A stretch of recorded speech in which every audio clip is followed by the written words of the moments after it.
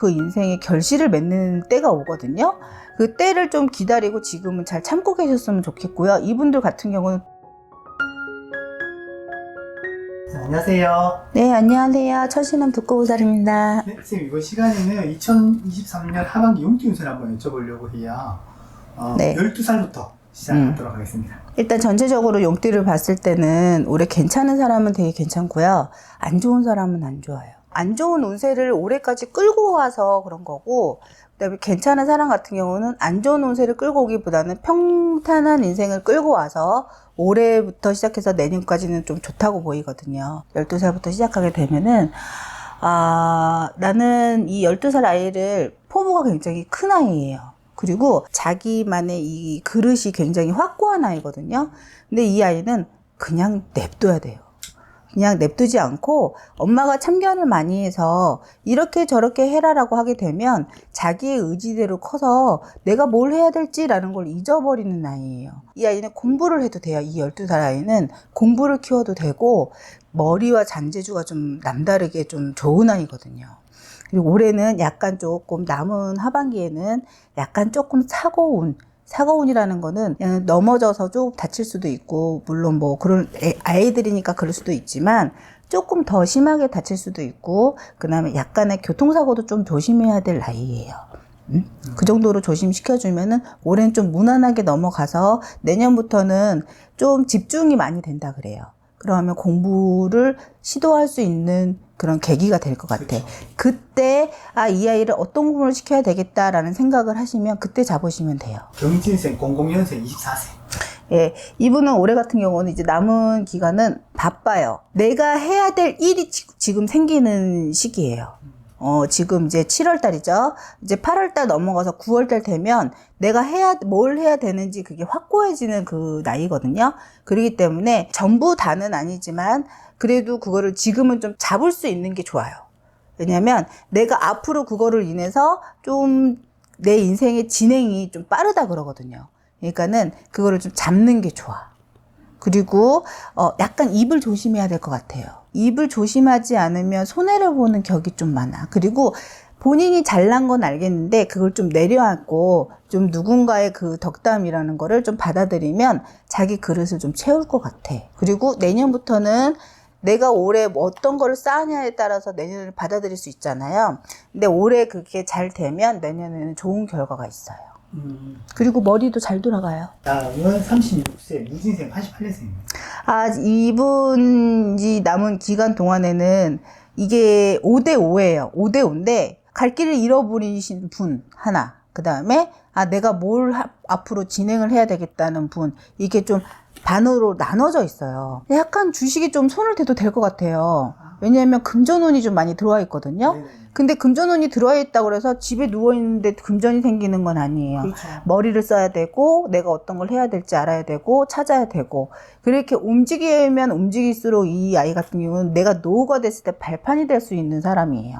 그렇기 때문에 뭘 하지라고 자꾸 생각을 하고 지금 하고 있는 일 같은 경우는 추진력을 조금 더 추진했으면 좋겠어요. 멈추지 말고.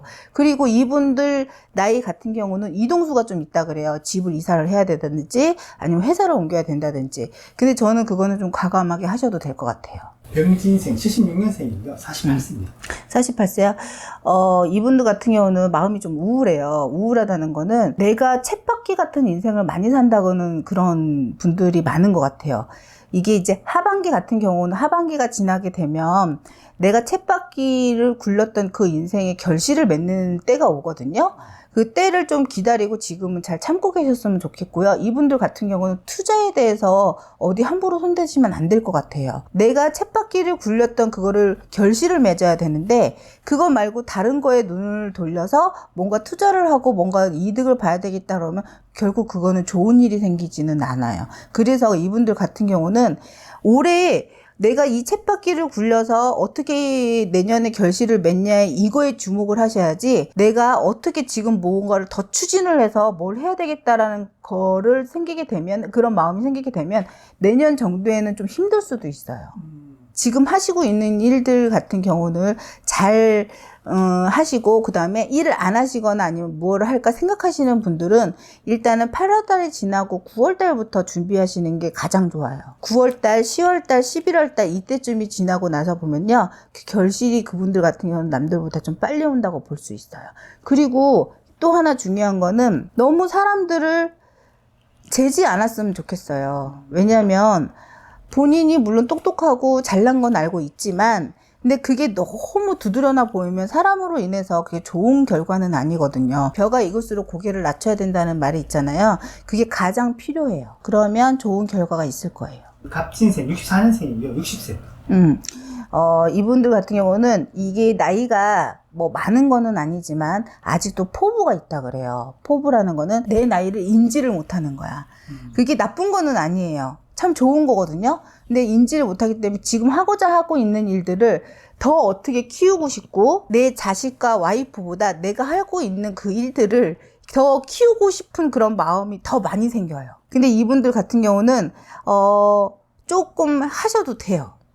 그런 진행을. 왜, 그게 왜 그러냐면, 올해 운이 그러니까 지금 하반기 운이 받쳐준다 그래요. 받쳐주게 되면은, 이 받쳐줘서 올라가게 되면 내년에는 상승을 하게 되거든요. 이게 금전이든 명예든, 그 다음에 나로 인한 내가 이제 자식을 받쳐주게 되면 자식이든, 어쨌든 이런 것들이 상승을 한다 그래요.